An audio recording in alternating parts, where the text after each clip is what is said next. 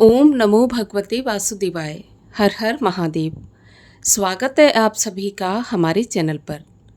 आज है दिनांक 3 अगस्त 2026 और आज दिन है सोमवार, जो कि सावन महीने का पहला सोमवार है। और आज इस वीडियो में आप सुनेंगे सावन मास के 5वें अध्याय की कथा और इसके बाद सीता माता के नित्य की कहानी भी सुनेंगे। तो आइए शुरू करते हैं आज का वीडियो। भगवान शंकर ने आगे कहा, हे विप्र, कोटि लिंग का महात्म तथा पुण्य का वर्णन नहीं किया जा सकता। जब एक लिंग महात्म्य की कथा कहना ही असंभव जान पड़ता है, तो फिर करोड़ों लिंगों का महात्म कौन कह सकता है। यदि मनुष्य में कोटि लिंग निर्माण करने की शक्ति न हो, तो उसे केवल 1000 शिवलिंग का निर्माण करना चाहिए। इसमें भी अगर समर्थ न हो तो 100 लिंग या फिर इस मास में केवल एक शिवलिंग बनवाना चाहिए। इस मास में केवल एक शिवलिंग बनाने पर भी जीव मेरे पास आकर निवास करता है। कामदेव के शत्रु भगवान शंकर का 16 उपचार से षडक्षर मंत्र ओम नमः शिवाय मंत्र सहित अर्चन करना चाहिए। गृह यज्ञ करके उद्यापन करना चाहिए। हवन तथा ब्राह्मण को भोजन करवाना चाहिए। इस प्रकार व्रत करने से असमय में मृत्यु नहीं होती। इस मास का व्रत बंध्यत्व का हरण करके संपूर्ण आपत्तियों को दूर करता है। रोग शोक संताप मिटाता है। ऐश्वर्य में वृद्धि करता है। जो कोई श्रावण मास में पंचामृत से अभिषेक करता है, वह इस शरीर को त्यागने के पश्चात कैलाश में मेरे नज़दीक आकर एक कल्प तक निवास कर सकता है। वह प्राणी पंचामृत पीने वाला, गौ तथा धन आदि से युक्त, अत्यंत मधुर भाषी, त्रिपुरासुर हंता भगवान श्री सदाशिव का प्यारा होता है। जो श्रावण मास में हविष्यान्न भोजन करता है, वह चावल आदि संपूर्ण धान्यों की अक्षय निधि से युक्त होता है। जो व्यक्ति इस माह में पत्तल पर भोजन करता है, उसको भोजन के लिए सोने के पात्रों की प्राप्ति होती है तथा शाक त्यागने मात्र से शोक का हरण होता है। और इस महीने में जो भूमि पर शयन करता है, वह कैलाश में निवास करता है। जो इस महीने में एक दिन भी ब्रह्म मुहूर्त में स्नान करता है, उसे पूरे महीने तक नहाने का फल मिलता है। इस मास में जो प्राणी जितेंद्रिय होता है, उसे इंद्रिय जन्य बल की प्राप्ति होती है।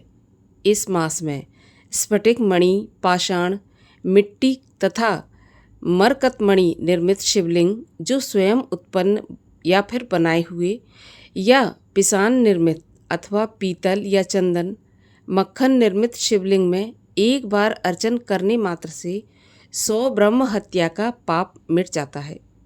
सूर्य ग्रहण, चंद्र ग्रहण या अन्य किसी सिद्ध क्षेत्र में लक्ष्य जप करने से जो सिद्धि बताई गई है, वह श्रावण मास में केवल एक बार जाप करने से मिल जाती है। किसी दूसरे समय में किए गए नमस्कार तथा प्रदक्षिणा से जो 1000 बार का फल प्राप्त होता है, वह फल इस महीने में केवल एक बार के नमस्कार करने और प्रदक्षिणा करने से मिल जाता है। ये महीना मुझे अधिक प्यारा है।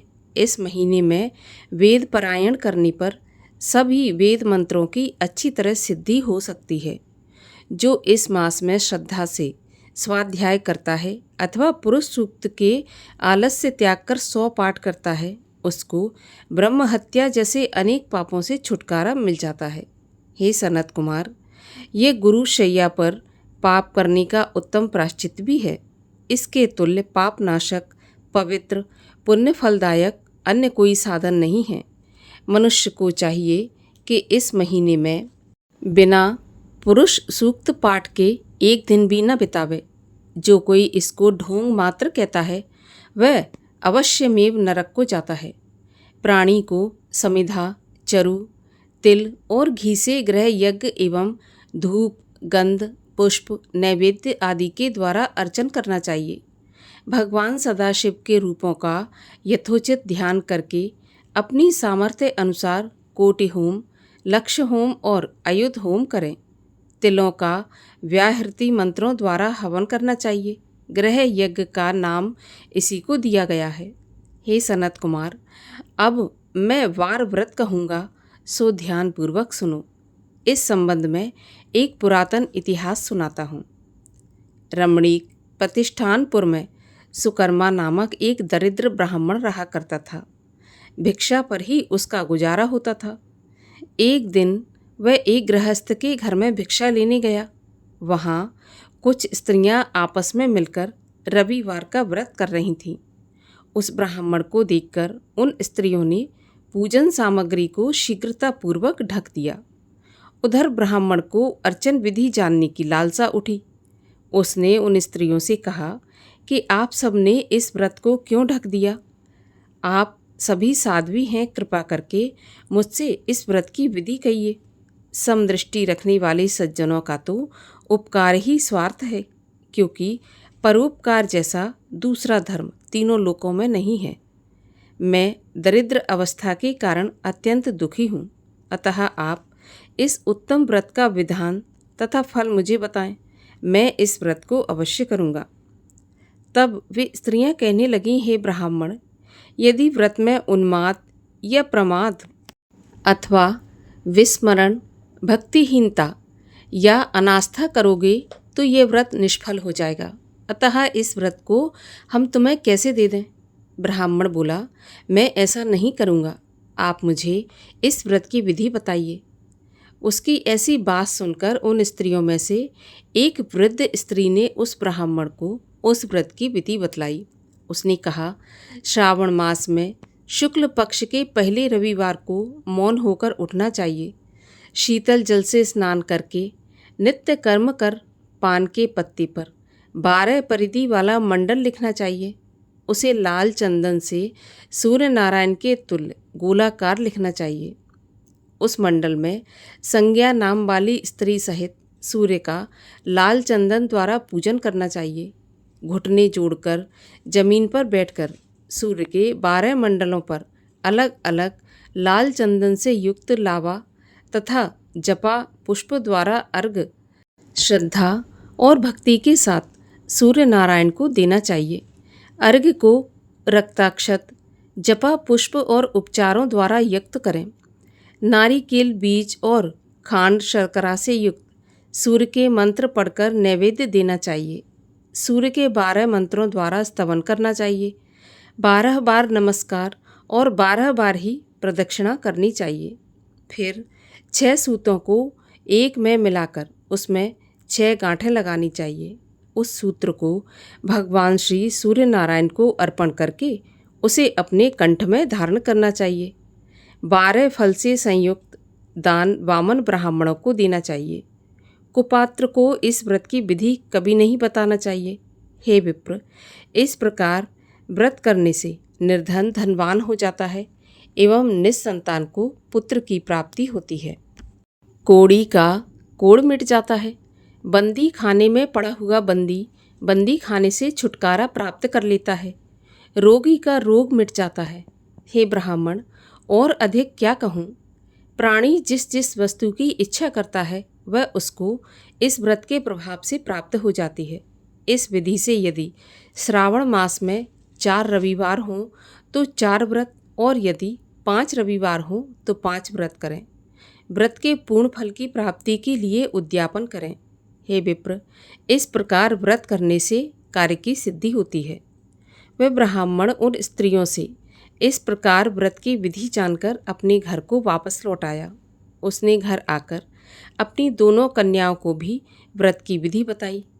उस व्रत के केवल सुनने से और अर्पण तथा दर्शन मात्र से वे कन्याएं अत्यंत सुंदर हो गईं तथा उसी दिन से उस ब्राह्मण के यहाँ लक्ष्मी निवास करने लगी।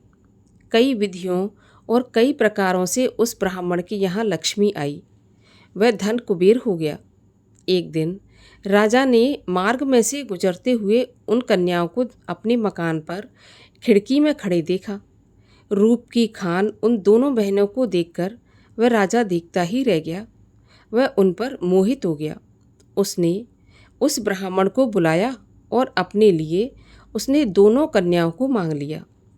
तब ब्राह्मण ने भी प्रसन्नतापूर्वक उन दोनों कन्याओं को राजा को दे दिया। कन्याएं भी राजा जैसा पति प्राप्त करके अत्यंत प्रसन्न हुई। फिर उन्होंने इस व्रत को किया तो पुत्र पौत्र आदि से भी युक्त हो गई। हे सनत कुमार, मैंने अभ्युदय को देने वाले इस व्रत को आपके सामने कहा है। हे ब्रह्मपुत्र, जिस व्रत के सुनने से सब इच्छाएं पूर्ण हो जाती हैं, तो इसके अनुष्ठान के फल का क्या कहना। यहाँ पर 5वां अध्याय समाप्त होता है। इसके आगे की कथा आप सुनेंगे कल के वीडियो में। प्राचीन काल में हरिकेश नाम से विख्यात एक सौंदर्यशाली यक्ष हुआ, जो पूर्णभद्र का पुत्र था। हरिकेश महाप्रतापी, ब्राह्मण भक्त एवं धर्मात्मा था। जन्म से ही उसकी शंकर जी में प्रगाढ़ भक्ति थी। वह तन्मय होकर उन्हीं को नमस्कार करने, उन्हीं की भक्ति करने और उन्हीं का ध्यान करने में तत्पर रहता था। वह बैठे बैठे, सोते चलते उठते, घूमते फिरते, खाते पीते हर समय भगवान सदाशिव के ध्यान में मग्न रहता। इस प्रकार पुत्र को भगवान शिव में लीन देखकर उसके पिता पूर्णभद्र ने कहा, पुत्र, मैं तुम्हें अपना पुत्र नहीं मानता। मुझे तो ऐसा लगता है कि तुम अन्यथा ही उत्पन्न हो गए, क्योंकि यक्ष कुल में उत्पन्न होने वालों का आचरण ऐसा नहीं होता जैसा तुम करते हो। हे पुत्र, तुम ऐसा कर्म मत करो, क्योंकि तुम्हारे लिए ऐसी वृत्ति नहीं बताई गई। गृहस्थ भी अन्य आश्रमों का कर्म नहीं करते, अतः तुम मानव सुलभ आचरण को त्याग करके यक्षों के जैसा व्यवहार करो, विविध कर्मों को संपन्न करो। यदि तुम इस प्रकार विमार्ग पर ही स्थित रहोगे तो मनुष्य से उत्पन्न हुआ ही समझे जाओगे। कोई भी तुम्हें यक्ष जाति का नहीं समझेगा। अतः यक्ष जाति के अनुकूल विविध कर्मों का ठीक ठीक आचरण करो। देखो, मैं भी निसंदेह वैसा ही आचरण कर रहा हूँ। प्रतापी पूर्णभद्र ने अपने पुत्र को इस प्रकार समझाने की चेष्टा की, परंतु हरिकेश का मन शिवमय हो जाने के कारण पिता के समझाने का उस पर कोई भी प्रभाव नहीं पड़ा। तब पिता पूर्णभद्र कुपित होकर बोला, पुत्र, तुम शीघ्र ही मेरे घर से निकल जाओ और जहाँ तुम्हारी इच्छा हो वहाँ जाओ। पिता के ऐसे शब्दों को सुनकर उनकी आज्ञा का पालन करते हुए हरिकेश यक्ष अपने गृह तथा संबंधियों का त्याग करके निकल पड़ा और अभिमुक्त क्षेत्र अर्थात वाराणसी में जाकर अत्यंत दुष्कर तपस्या में संलग्न हो गया। वहाँ पर वह अपनी इंद्रियों को संयमित करके सूखे काष्ठ और पत्थर की भांति निश्चल हो एकटक स्थाणु की भांति स्थित हो गया। इस प्रकार निरंतर तपस्या में लगे रहने वाले हरिकेश के 1000 दिव्य वर्ष व्यतीत हो गए। उसके शरीर पर विमोट जम गया। वज्र के समान कठोर एवं तीखे मुख वाली चींटियों ने उसके शरीर में छिद्र करके उसका मांस, रुधिर और चमड़ा खा डाला, जिससे उसका अस्थि मात्र ही शेष रह गया। वह कुंद, शंख और चंद्रमा के समान चमक रहा था। इतने पर भी वह भगवान शंकर के ध्यान में लीन था। इसी समय कैलाश पर्वत पर पार्वती देवी ने भगवान शंकर से निवेदन किया कि प्रभु, मैं वाराणसी का दर्शन करना चाहती हूँ, क्योंकि वाराणसी आपको परम प्रिय है। इस प्रकार भवानी के द्वारा निवेदन किए जाने पर भगवान शंकर माता पार्वती के साथ वहाँ से चल पड़े और अभिमुक्त क्षेत्र का उन्हें दर्शन कराते हुए उसकी महिमा का वर्णन करने लगे। इसके बाद भगवान शिव और पार्वती चलते चलते उस जगह पर पहुँचे जहाँ पर हरिकेश यक्ष घोर तपस्या में लिप्त था। तब महादेव जी ने गिरिराज कुमारी पार्वती से भक्तराज यक्ष को कृपा पूर्वक वरदान प्रदान करने के लिए इस प्रकार कहा कि हे भामिनी, ये मेरा भक्त है। तपस्या से इसके पाप नष्ट हो चुके हैं, अतः ये हम लोगों से वरदान प्राप्त करने का अधिकारी हो गया। इसके बाद भगवान शंकर के ऐसा कहने पर माता पार्वती उसकी ओर देखने लगी। उसका शरीर सफ़ेद रंग का हो गया था। चमड़ा गल गया था, मात्र अस्थि पंजर नसों से बंधा हुआ था। यक्ष को इस रूप में देखकर भगवती पार्वती ने महादेव जी से कहा कि महादेव, इस घोर तपस्वी को आप वरदान दीजिए, बड़ी ही कठिन तपस्या कर रहा है। भगवान शंकर और भगवती पार्वती के आने की आहट पाकर वह यक्ष उनके चरणों में गिर पड़ा।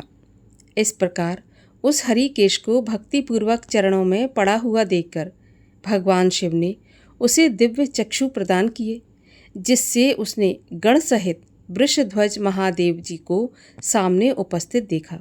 तब भगवान शिव ने प्रसन्न होकर यक्ष से कहा कि यक्ष, मैं तुम्हें पहले ये वरदान देता हूँ जिससे तुम्हारे शरीर का वर्ण सुंदर हो जाए तथा तुम त्रिलोकी में देखने के योग्य हो जाओ। वरदान पाकर वह यक्ष अक्षत शरीर से युक्त होकर भगवान के चरणों में प्रणिपात करता हुआ बोला, भगवान, मुझे ऐसा वरदान दीजिए कि आप में मेरी अनन्य एवं अटल भक्ति सदा सदा के लिए हो जाए। मैं अक्षय अन्न का दाता तथा लोकों के गणों का अधीश्वर हो जाऊं, जिससे आपके इस बनारस स्थान का सदा दर्शन करता रहूं। हे देवेश, मैं आपसे यही उत्तम वर प्राप्त करना चाहता हूँ। तब भगवान शिव ने पुनः वरदान देते हुए कहा, हे यक्ष, तुम जरा मरण से विमुक्त, संपूर्ण रोगों से रहित, सबके द्वारा सम्मानित धनदाता गणाध्यक्ष हो जाओगे। तुम सभी के लिए अजय, ऐश्वर्य से युक्त, लोकों के लिए अन्नदाता, क्षेत्रपाल, महाबली, महान पराक्रमी, ब्राह्मण भक्त, मेरे प्रिय त्रिनेत्रधारी, दंडपाणी तथा महायोगी हो जाओगे। उद्भ्रम तथा संभ्रम ये दोनों गण तुम्हारे सेवक होकर तुम्हारी आज्ञा से इस लोक का कार्य करेंगे। इस प्रकार उस यक्ष को गणेश्वर बनाकर भगवान शंकर उसके साथ कैलाश लौट गए। वाराणसी क्षेत्र में शिवार्चन एवं तप कर्म की महिमा कितनी अविस्मरणीय एवं शुभ फल प्रदायी है, ये हमें इस कथा से पता चलता है। और आप सुनिए सीता माता के नित्य-नेम की कथा। एक दिन श्री राम भगवान को किसी काम के लिए बाहर जाना पड़ गया, तो सीता माता कहने लगी कि भगवान, मेरा तो 12 वर्ष का नित्य नियम है, अब आप बाहर जाएंगे तो मैं अपनी कहानी किसे सुनाऊंगी। तब श्री राम बोले कि तुम कुएं की पाल पर जाकर बैठ जाना और वहाँ जो औरतें पानी भरने आएंगी उन्हें अपनी कहानी सुना देना। अब तो माता सीता कुएं की पाल पर जाकर बैठ जाती हैं। तभी वहाँ पर एक स्त्री आई। उसने रेशम जरी की साड़ी पहन रखी थी और सोने का घड़ा ले रखा था। सीता माता उसे देखकर कहती हैं, बहन, मेरा 12 वर्ष का नित्यनेम सुन लो। लेकिन वह स्त्री बोली, मैं तुम्हारा नित्यनेम सुनूंगी तो मुझे घर जाने में देर हो जाएगी और मेरी सास मुझसे लड़ेगी। ऐसा कहकर उसने कहानी नहीं सुनी और घर चली गई। घर जाते ही उसकी रेशम जरी की साड़ी फट गई और सोने का घड़ा मिट्टी के घड़े में बदल गया। जब सास ने देखा तो पूछा कि ये किसका दोष अपने सिर पर लेकर आई है। तो बहू कहने लगी कि माँ जी, कुएं पर एक औरत बैठी थी, उसने कहानी सुनने के लिए कहा, लेकिन मैंने कहानी नहीं सुनी, उसी का ये फल मिला है। बहू की बात सुनकर अगले दिन सास वही साड़ी और घड़ा लेकर कुएं की पाल पर गई। सास को वहाँ पर सीता माता बैठी मिली, तो माता सीता ने कहा कि बहन, मेरी कहानी सुन लीजिए। तो सास बोली, एक बार तो छोड़ो, मैं तो 4 बार कहानी सुन लूँगी। जब माता सीता ने ऐसा सुना तो अपनी कहानी कहना शुरू कर दी।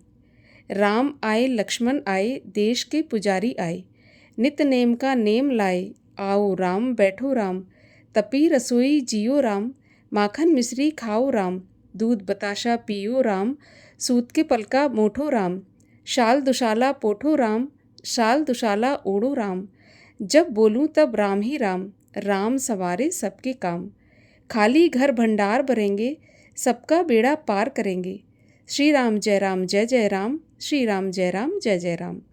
सास बोली, बहन, कहानी तो बहुत अच्छी लगी। कहानी सुनकर सास अपने घर चली गई। तभी उसकी साड़ी फिर से रेशम जरी की बन गई मिट्टी का घड़ा फिर से सोने के घड़े में बदल गया। बहू कहने लगी, सासू माँ, आपने ये सब कैसे किया? तब सास ने कहा, बहू, तू दोष लगाकर आई थी और मैं अब दोष उतार कर आ रही हूँ। तो बहू ने फिर पूछा कि वह कुएं वाली स्त्री कौन है? तब सास बोली, वे सीता माता थीं। वे पुराने से नया कर देती हैं, खाली घर में भंडार भर देती हैं, लक्ष्मी जी का वास घर में करा देती हैं, इंसान की जो भी इच्छा हो उसे पूरा कर देती हैं। बहू बोली कि ऐसी कहानी मुझे भी सुना दो। तो सास कहने लगी, ठीक है, तुम भी कहानी सुन लो। और सास ने कहानी कहनी शुरू कर दी। राम आए लक्ष्मण आए, देश के पुजारी आए, नित्य नेम का नेम लाए, आओ राम बैठो राम, तपी रसोई जियो राम, माखन मिश्री खाओ राम, दूध बताशा पियो राम, सूत के पलका मोठो राम, शाल दुशाला पोठो राम, शाल दुशाला ओढ़ो राम, जब बोलूं जब राम ही राम, राम सवारे सबके काम, खाली घर भंडार भरेंगे, सबका बेड़ा पार करेंगे, श्री राम जय जय राम। कहानी सुनकर बहू बोली, माँ जी, कहानी तो बहुत अच्छी है। तब सास ने कहा, तो ठीक है, इस कहानी को हम रोज कहा करेंगे। अब तो सास बहू रोज सवेरे उठती, नहाती धोती और पूजा करने के बाद नित्यनेम की सीता माता की कहानी कहती। एक दिन उनके वहाँ एक पड़ोस की औरत आई और बोली, बहन, जरा सी आँच देना। तो वह बोली कि आँच तो अभी हमने जलाई नहीं। तो पड़ोसन कहने लगी, तो फिर तुम सुबह 4 बजे से उठकर क्या कर रही हो? फिर उन्होंने कहा कि सुबह उठकर हम पूजा करते हैं, फिर सीता माता की नित्यनेम की कहानी कहते हैं। तब पड़ोसन बोली कि सीता माता की नित्यनेम की कहानी कौन सी है और इसके कहने से तुम्हें क्या फल मिला? तो वे बोली, इनकी कहानी कहने से घर में भंडार भर जाते हैं, सारे काम सिद्ध होते हैं, मन की इच्छा भी पूरी होती है। पड़ोसन बोली कि बहन, ऐसी कहानी मुझे भी सुना दो। फिर वह बोली कि ठीक है, तुम भी ये कहानी सुन लो। और ऐसा कहकर उसने कहानी कहनी शुरू कर दी। राम आए लक्ष्मण आए, देश के पुजारी आए, नित्य नेम का नेम लाए, आओ राम बैठो राम। इस प्रकार से सारी कहानी पड़ोसन को सुना दी। सारी कहानी सुनने के बाद पड़ोसन कहने लगी, बहन, कहानी तो मुझे बहुत अच्छी लगी। अब तो वह पड़ोसन भी नित्यनेम सीता माता की कहानी कहने लगी। कहानी कहने से सीता माता ने पड़ोसन के भी भंडार भर दिए। अब तो पूरे मोहल्ले में नित्यनेम की कथा चल पड़ी। हर किसी की मनोकामना पूरी होने लगी। हे माता सीता, जैसे आपने उनके भंडार भरे, वैसे ही आप हमारे भी भंडार भरना। जो ये कहानी सुने, कहे और हुंकारा भरे, उनके भी घर के भंडार सदा भरे रखना। बोलिए सीता माता की जय।